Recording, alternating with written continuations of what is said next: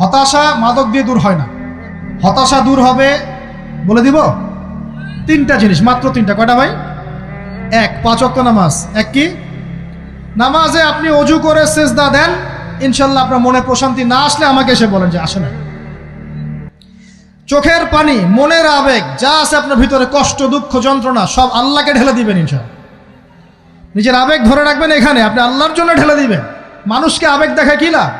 মানুষ আপনার চোখের পানির মর্ম বুঝবে? মানুষ কি মানুষের চোখের পানির মর্ম বুঝে? আপনার পিতা যদি মারা যায়, আমার কাছে এসে দোয়া চান কান্নাকাটি করে, আমি দোয়া করতে পারবো, কিন্তু আমি কিন্তু আপনার ফিলিংসটা বুঝতে পারবো না। আপনার অনুভূতি কে বুঝতে পারবেন? আল্লাহ পাক আপনার ঘাড়ের রগের চেয়েও কাছে আছেন। সুবহানাল্লাহ, সুবহান আল্লাহ পাক ঘাড়ের রগের চেয়ে কাছে আছে। গতকালকে বাংলাদেশের একজন বরেণ্য আলেমের সাথে একটা কনফারেন্সে ছিলাম। উনি বলছিলেন যে এক ব্যক্তি, এটা শোনেন, এক ব্যক্তি খুব তার শখ যে তিনি সাহাবীদের মতো নামাজ পড়া শিখবেন। কথা বুঝতে পারছেন? সাহাবীদের মতো নামাজ শিখবেন। তো একজন বরেণ্য আলেমের কাছে এসেছেন, এসে বলছেন যে আমাকে সাহাবীদের মতো নামাজ শিখিয়ে দেন। তখন সেই আলেম আরেকজন আলেমের সন্ধান দিয়েছেন, যা তুমি তার কাছে যাও, তিনি শেখাবেন। তো সেই ব্যক্তি একটু অবাক হয়েছেন, কারণ যাকে প্রশ্ন করেছিলেন তিনি অনেক বড় মুহাদ্দিস, আর যার কাছে পাঠানো হচ্ছে তিনি অত বড় মুহাদ্দিস নন, কিন্তু আবেদ, আমল করেন। তাকে গিয়ে বলছেন উনি আমাকে পাঠিয়েছেন সাহাবীওয়ালা নামাজ শিখিয়ে দেন। তখন তিনি বলছেন ঠিক আছে, সুন্দর করে অজু করে আসো, সুন্দর করে অজু করে আসো। অজু করার সময় খালি খেয়াল রাখবা যে আমি অজু করছি শুধু আল্লাহর সন্তুষ্টির জন্য। কি খেয়াল রাখবেন? অজু করছি শুধু আল্লাহকে রাজি খুশি করার জন্য অজু করছে, আর কোনো উদ্দেশ্য নাই আমার। অজু করতে যাচ্ছে, তিনি আবার বলছেন দাঁড়াও, শুধু আল্লাহকে রাজি খুশি করার জন্য অজু করো। আবার শুরু করছেন, আবার বলছেন শোনো, শুধু আল্লাহকে রাজি খুশি করার জন্য অজু করো। এভাবে বলতেই আছেন। নামাজে দাঁড়িয়েছেন, দাঁড়ানোর আগে বলছেন শোনো, শুধু আল্লাহকে রাজি খুশি করার জন্য নামাজ পড়ো। বলতেই আছেন। এক পর্যায়ে সে ব্যক্তি নামাজ শুরু করলো। নামাজে মনোযোগ এদিক ওদিকে যায়, আর তার মাথায় এটা আসে, এই শুধু আল্লাহকে রাজি খুশি করার জন্য আমাকে নামাজ পড়তে হবে, শুধু আল্লাহকে রাজি খুশি করার জন্য নামাজ পড়তে হবে। এই চিন্তা তার মনের মধ্যে ঘুরপাক খাচ্ছে। এভাবে নামাজটা সে শেষ করে চিন্তা করছে যে নামাজ তো পুরোপুরি মনোযোগ দিতে পারলাম না। বারবার মাথার মধ্যে এরকম চিন্তা আসছে, আল্লাহ আমাকে তুমি মাফ করে দাও, নামাজটা আমার মনে হলো না ঠিক মতো। তখন সে ফিরে এসে তার সে ওস্তাদকে বলছেন আমার তো নামাজ এরকম করে পড়লাম, কিন্তু শেষমেশ মনে হলো যে নামাজটা হয়তো কবুল হয় নাই, আল্লাহর কাছে খুব মাফ চাইলাম, আল্লাহ আমাকে মাফ করে দাও, নামাজটা মনে হলো না। তখন সেই যে প্রথম ব্যক্তি যিনি পাঠিয়েছেন তিনি বলছেন এটাই হলো সাহাবীওয়ালা নামাজ। তারা আল্লাহকে রাজি খুশি করার জন্য নামাজ পড়তেন, নামাজ শেষ করে আল্লাহর কাছে ইস্তেগফার করতেন, আল্লাহ কিছুই হলো না। আমার কথা কি বুঝতে পারছেন? অতএব আল্লাহকে রাজি খুশি করার জন্যে আপনি আপনার আবেগ, আপনার ইবাদত সব ঢেলে দিবেন ইনশাআল্লাহ। অন্য কারো কাছে কিছু পাওয়ার আশা করব। আমাকে আল্লাহ পাঠিয়েছেন দুনিয়াতে নামাজ পড়তে, রোজা রাখতে, দিনের প্রচার করতে, দিনের জ্ঞান অর্জন করতে, এই তো। তা আমি একজন মেয়ের জন্য জীবন নষ্ট করে দিব কেন? আমি তাহলে আল্লাহর কাছে কি মুখ দেখাবো, আর নবীর কাছে কি মুখ দেখাবো? ওখানে গিয়ে বলবো আল্লাহ আমি আমার অমুক প্রেমিকার জন্য আশেক হয়ে একদম জীবন দিয়ে দিয়েছি, আত্মহত্যা করেছি। গেছে ভাই, যাইতে দেন। যে ব্যক্তি আপনার অবস্থানকে মূল্যায়ন করে নাই সে আপনার যোগ্য ছিল না। এখন আপনি কি করবেন? নিজের অবস্থান উন্নত করেন, আপনার পিছনে লাইন ধরে ঘুরবে ইনশাআল্লাহ। এটাই বাস্তবতা। দুনিয়া খুব খারাপ জিনিস। মানুষের অবস্থানকে মূল্যায়ন করে, মানুষের অবস্থানকেই মূল্যায়ন করে, কিন্তু আল্লাহ রাব্বুল আলামিন আপনাকে সর্বাবস্থায় ভালোবাসেন। আলহামদুলিল্লাহ। এই যে আমরা এখন অনেক পাপ করছি না, আল্লাহ কি আমাদেরকে আযাব দিয়ে ধ্বংস করে দিয়েছেন? আল্লাহ পাক এখনো আমাদেরকে ভালোবাসেন, রহম করেন, আল্লাহ পাক অপেক্ষা করছেন কখন তওবা করবে, আমি তওবা কবুল করব। এই কখন আমার বান্দা খালি একবার বলে আস্তাগফিরুল্লাহ, আল্লাহ পাক সাথে সাথে মাফ করে দেবেন ইনশাআল্লাহ। আর সেই আল্লাহকে ভুলে আপনি কার পিছনে ছুটছেন? আমরা কিন্তু নিয়াত করতে পারি ভাই যে আমরা যারা ওয়াজ শুনলাম জীবনে কোনোদিন সিগারেটে হাত দিব না ইনশাআল্লাহ। রাজি আছি ভাই? অন্য বড় বড় জিনিস তো বহুত দূরের কথা। আচ্ছা, অনেকে রাজি হয় নাই কেন? আপনারা কি অলরেডি আসক্ত? আমি অনেক ভাইকে দেখেছি মাশাআল্লাহ ইফতার খুলেই একদম বেনসন টানা শুরু করে। হ্যাঁ, এটা যে হারাম আপনাদের কেউ ওয়াজ করে শোনায় নাই? এটাকে কি মনে করেন আপনারা, হারাম না হালাল? কেউ বলেছে মাকরু, নাকি মাকরু ফতোয়া দিয়েছে? মাকরুহ শব্দের অর্থ জানেন আপনি? মাকরুহ শব্দের অর্থ কি একটু শোনেন। সূরা বনী ইসরাঈল খুলবেন। কোন সূরা? সূরা বনী ইসরাঈল আল্লাহ পাক বলছেন, আমি বনু ইসরাঈলকে এই কাজগুলো করতে নিষেধ করেছিলাম। কোন কোন কাজ? জেনা করো না, জেনার ধার কাছে যেও না, এতিমের মাল আত্মসাৎ করো না, শিরিক করো না ইত্যাদি। যারা আলেম আছেন তারা আমার কথা বুঝবেন। এই কাজগুলোর পরে আল্লাহ পাক বলছেন যে এই প্রত্যেকটা কাজ আল্লাহর কাছে মাকরুহ, অপছন্দের। কিসের? অপছন্দ। আর এটাকে আপনি সহজ মনে করছেন? নিয়াত করি আল্লাহ পাকের সন্তুষ্টির জন্য আমরা কোনোদিনও মাদকের সাথে সম্পৃক্ত হব না ইনশাআল্লাহ। আর বিশ্বাস করেন, শুধুমাত্র মাদকদ্রব্য নিয়ন্ত্রণ অধিদপ্তর এই আইন কানুন এগুলো দিয়ে, জরিমানা দিয়ে মানুষকে মাদক ছাড়ানো যাচ্ছে না, যাবে না। কেন যাবে না এটা আপনারা খুব ভালো করেই জানেন, আমি বলতে চাচ্ছি না। অনেক সময় মাদক বিরোধী কনসার্ট করে মানুষ, মাদক বিরোধী কনসার্টে ওঠার আগে এক বোতল ডাইল খেয়ে আসে আগে। এগুলো কি বাস্তব কথা বলছি না অবাস্তব কথা বলছি? আমাদের যুবক ভাইরা কোশ্চিনকালেও মাদকের ধার কাছে যাবেন না ইনশাআল্লাহ। একটা হাদিস খালি মনে রাখেন, এই হাদিসটা মনে রাখেন। নবী সাল্লাল্লাহু আলাইহি ওয়াসাল্লাম বলেছেন, কেউ যদি মাদকদ্রব্য সেবন করে তার 40 দিনের নামাজ কবুল হবে না। সিগারেট একটা খেয়েছি, 40 দিন নামাজ নাই। এরপর যদি সে তওবা করে আল্লাহ মাফ করে দিবেন। আবার যদি মাদক খায় আবার 40 দিন কবুল হবে না। যদি আবার তওবা করে আল্লাহ মাফ করে দিবেন। আবারও যদি খায় আবারও 40 দিন কবুল হবে না। আবারও তওবা করলে আল্লাহ আবার মাফ করে দিবেন। চতুর্থবার সে যদি মাদক খায়, আল্লাহ রসুল সাল্লাল্লাহু আলাইহি ওয়াসাল্লাম বলছেন, আল্লাহ পাক কিয়ামতের মাঠে তাকে তিনাতুল খাবাল পান করাবেন। কি পান করাবেন? তিনাতুল খাবাল। সাহাবীরা বললেন, ইয়া রাসূলুল্লাহ, এটা কি? তিনাতুল খাবাল কি? নবী সাল্লাল্লাহু আলাইহি ওয়াসাল্লাম বলছেন, এটা হচ্ছে জাহান্নামীদেরকে আযাব দেওয়ার পর তাদের রক্ত মাংসের যে পুঁজ বের হবে, এই যে ড্রিঙ্কস, জাহান্নামের হার্ড ড্রিঙ্কস, এই ড্রিঙ্কসের নাম হলো তিনাতুল খাবাল।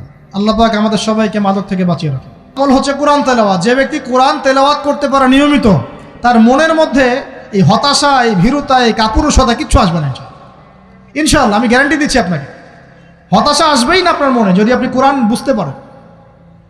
কোরআনের একটা আয়াত নিয়ে কোনো সময় দেখা যায় 2-3 ঘন্টা সময় পার হয়ে যাচ্ছে, আয়াতটা ছেড়ে সামনে যেতে পারছি না। কোরআনের ভিতরে ঢুকলে আপনি দুনিয়ায় ভুলে যাবেন কি হচ্ছে আশপাশে। আমি এমন অনেক আলেমকে দেখেছি যে একটা বই, পাতলা একটা বই, আরবি বই নিয়ে পড়া শুরু করেছেন, ওই যে ফজরের পরে জোহরের ওয়াক্ত হয়ে যাচ্ছে, বইটাই শেষ করতে পারেননি। বুঝতে পারবেন না, যখন আপনি ইলমের ভিতরে ঢুকে যাবেন, কোরআনের ভিতরে, হাদিসের ভিতরে, আপনার দুনিয়ার খেয়ালই নাই। একজন আলেম, তিনি এক রাত্রে একটা বই লিখেছিলেন, চটি বই, এক রাত্রের মধ্যে। বলা হচ্ছে, তার সম্পর্কে বলা হচ্ছে যে রাতের খাবার তাকে দেয়া হয়েছে যে আপনি এটা খেয়ে নেন। তো সে খাবারটা পাশেই আছে, খাবারটা খাবো, এটা লিখে খাবারটা খাবো, এরকম তার চিন্তা ছিল। ফজর হয়ে গেছে, বই লেখাও শেষ, খাবার এই অবস্থায় পড়ে আছে, ডুবে গেছেন ভিতরে, খাওয়ার মাথায় তার খেয়াল নাই। এরকম হয়। একজন মনীষী, বিখ্যাত মনীষী, রিয়াদুস সালেহীন কিতাবের রাইটার, সংকলক আল্লামা নববী রাহিমাহুল্লাহ, এরকম সারা রাত চলে গেছে, পাশে 2টা খেজুর, ওই 2টা খেজুর খাওয়ারই সময় পান। হাদিস নিয়ে গবেষণা করতে রাত পার হয়ে গেছে। আমি বলতে চাচ্ছি, যখন ইলমের ভিতরে, কোরআন হাদিসের ভিতরে ঢুকে যাবেন, আপনার দুনিয়ার খেয়াল আপনার চলে যাবে ইনশাআল্লাহ। এই টেনশন, হতাশা, এই সেই বাদ, তখনই আল্লাহ পাক আপনাকে তার পক্ষ থেকে রহমত দিবেন, বরকত দিবেন, আল্লাহ আপনার দুনিয়ার কাজগুলো করে দিবেন ইনশাআল্লাহ। তখন দেখবেন কেউ আপনার দুনিয়ার ওই কাজটা করে দিয়েছে, কেউ ওই কাজটা করে দিয়েছে, কেউ বাসায় খাবার পাঠিয়ে দিয়েছে, আল্লাহ পাকই এগুলো করাই দিবেন ইনশাআল্লাহ। তো প্রিয় ভাইরা, মাদকে যাব না আল্লাহর কাছে আসবো? 2 নাম্বার কোরআন তেলাওয়াত, 3 নাম্বার আল্লাহর জিকির। 3 নাম্বার কি ভাই? আল্লাহর জিকির। চলতে ফিরতে সব সময় মুখ চলতে থাকবে, মুখ না চললেও মনে মনে মন তাজা থাকবে, মনে মনে জিকির হতে থাকবে। মনে মনে জিকির করতে পারেন? মুখ নড়বে না, কিন্তু মনে মনে আপনার একটা জিকির হতে থাকবে, সুবহানাল্লাহ ওয়া আলহামদুলিল্লাহ, লা ইলাহা ইল্লাল্লাহ, আল্লাহু আকবার। পারা যাবে? পারে। মানুষের মন কখনো চুপ করে থাকে না, কিন্তু মানুষের মন অলওয়েজ কিছু না কিছু চিন্তা করতে থাকে না, যতক্ষণ না ঘুমায় মানুষ। তো প্রিয় ভাইরা, বেশি বেশি জিকির করবো, সুবহানাল্লাহ, আলহামদুলিল্লাহ, লা ইলাহা ইল্লাল্লাহ, আল্লাহু আকবার, লা হাওলা ওয়ালা কুওয়াতা ইল্লা বিল্লাহ, এগুলো চলতে থাকবে। আল্লাহ পাক তৌফিক দান করুন, আমিন। আমরা আমাদের সমাজে যুবকদেরকে এরকম টিকটকে দেখছি, অনলাইনে আসক্ত দেখছি, জেনায় আসক্ত দেখছি, পর্নোগ্রাফিতে আসক্ত দেখছি। আমরা দেখছি আমাদের যুব সমাজকে মাদকে আসক্ত, কিশোর গ্যাংয়ে আসক্ত। এইগুলো কি আমাদের কাম্য ছিল ভাই? আমাদের কাম্য ছিল? এই অবস্থায় কি যুব সমাজ আল্লাহ পাকের দ্বীনের পতাকা হাতে নিয়ে আল্লাহর জমিনে দিন কায়েম করতে পারবে কি না একটু আমাকে উত্তর দেন দেখি। এখন এই অবস্থায় পারবে? অতএব অবস্থার উন্নতি করতে হবে কিনা? উন্নতির জন্য রাজি আছি কিনা ইনশাআল্লাহ? আমরা চাই কি আল্লাহ পাকের দিনটা আল্লাহর জমিনে প্রতিষ্ঠা লাভ করুক, আল্লাহর দিন সবার ঘরে ঘরে পৌঁছে যাক, আল্লাহ পাকের দিনের যে সৌন্দর্য সবাই সেটাই, এই সৌরভটা সবাই পাক। আমরা চাই কি না? সমাজে শান্তি প্রতিষ্ঠা হোক, আবার সেই রাসূলের মতো যুগ চলে আসুক, আমরা চাই কি না? অতএব আমাদের সবাইকে যৌবনের এই প্রলোভনগুলো থেকে বেরিয়ে এসে আল্লাহ পাকের ইবাদতে আত্মনিয়োগ করতে হবে। আল্লাহ পাক আমাদের সবাইকে তৌফিক দান করুন, বলি আমিন। আমাদের সবাইকে আল্লাহ রাব্বুল আলামিন কুরআন এবং হাদিসের গভীর জ্ঞান অর্জন করার তৌফিক দান করুন, বেশি থেকে বেশি ইবাদত করার তৌফিক দান করুন। আল্লাহ পাক সবাইকে হারাম সমস্ত রিজিক থেকে বাঁচিয়ে রাখুন, জেনা, ব্যভিচার এবং নারীর ফিতনা, মাদক থেকে আল্লাহ বাঁচিয়ে রাখুন।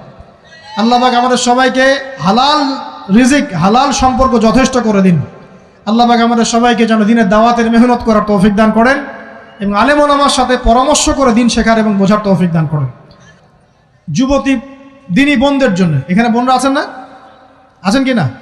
দিনী বোনরা আছেন?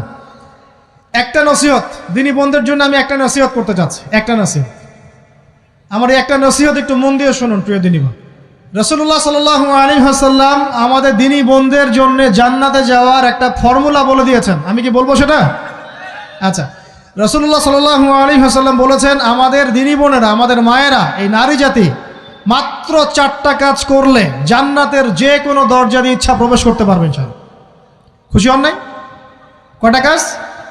মাত্র 4টা। এক, যদি আমাদের দিনী বোনেরা 5 ওয়াক্ত নামাজটা ওয়াক্ত মতো পড়ে, আল্লাহ পাক তৌফিক দান করুন, বলি আমিন। 2 নাম্বার, যদি তারা রমাদান মাসের রোজাটাকে ঠিক মতো আদায় করতে পারে। 1 নাম্বার 5 ওয়াক্ত নামাজ ঠিকঠাক আদায় করা, 2 নাম্বার রমজান মাসের সাওম রাখা, 3 নাম্বার তাদের লজ্জাস্থানের হেফাজত করা, মানে শরঈ পর্দা মেনটেন করা, শরঈ পর্দা মেনটেন করা। এবং আমি বলে দেই, চেহারাটা আপনাদের পর্দার অন্তর্ভুক্ত। এটা নিয়ে অনেক বাকবিতণ্ডা হয় না সমাজে, চেহারা দেখানো যাবে কি যাবে না ইত্যাদি। চেহারা আপনার পর্দার অন্তর্ভুক্ত বিষয়, ফুল স্টপ। এর উপরে ফতোয়া অনেকে অনেকভাবে দিচ্ছে, কিন্তু বরেণ্য উলামায়ে কেরামের কিতাবগুলো ঘাটাঘাটি করেন, তাদের ফতোয়া হচ্ছে চেহারা আপনার পর্দার অন্তর্ভুক্ত বিষয়, চেহারা ঢেকে রাখবেন, আল্লাহ পাক তৌফিক দান করুন। চোখ থাকবে খোলা, ঠিক আছে। 4 নাম্বার, স্বামীর আনুগত্য করতে হবে। স্বামীর আনুগত্য, এই যে আনুগত্য শব্দ শুনলেই মানুষের একটা মানে নেগেটিভ ধারণা তৈরি হতে পারে। স্বামীর আনুগত্য মানে কি আমি তার দাসত্ব করব? আনুগত্য মানে, প্রিয় দিনী বোন, আনুগত্য মানে দাসত্ব নয়। আনুগত্য মানে কোরআন সুন্নাহর যে বিধানগুলো আপনার স্বামী আপনাকে পালন করতে বলবে, আপনি সেগুলো করবেন, আপনি করতে বাধ্য। কিন্তু স্বামী যদি কোরআন সুন্নাহর বাইরে কিছু করতে বলে, সেটা মানতে আপনি বাধ্য নন। স্বামী যদি আপনাকে বলে যে সুদ খাও, এই যে সুদী এনজিওতে আসো, নাম লেখাও। স্বামী যদি আপনাকে বলে যে আসো বেপর্দায় বাইরে যাই, সাজুগুজু করে বের হও, চলো ঘুরে আসে বেপর্দায়। স্বামী যদি বলে দেবরকে একটু খাবারটা দিয়ে আসো, আমার অফিসের কলিগ আসছে, খাবার পরিবেশন করো, আসো ডাইনিংয়ে আসো। এই যে হারাম কাজ, বেপর্দার আদেশ করছে, সুদের আদেশ করছে, আপনি সেগুলো পালন করবেন না। কিন্তু হালাল বৈধ যে কোনো বিষয় আপনি স্বামীর আনুগত্য করবেন, এটা আপনার উপর ফরজ। এই 4টা কাজ যদি আপনি করতে পারেন, জান্নাতের যে কোনো দরজা দিয়ে ইচ্ছা আপনি প্রবেশ করতে পারবেন ইনশাআল্লাহ। আল্লাহ পাক আমাদের দিনী বোনদেরকে এই 4টা কাজ করার তৌফিক দান করুন। আমাদের সবাইকে আল্লাহ পাক জান্নাতের জন্য কবুল করুন, বলি আমিন।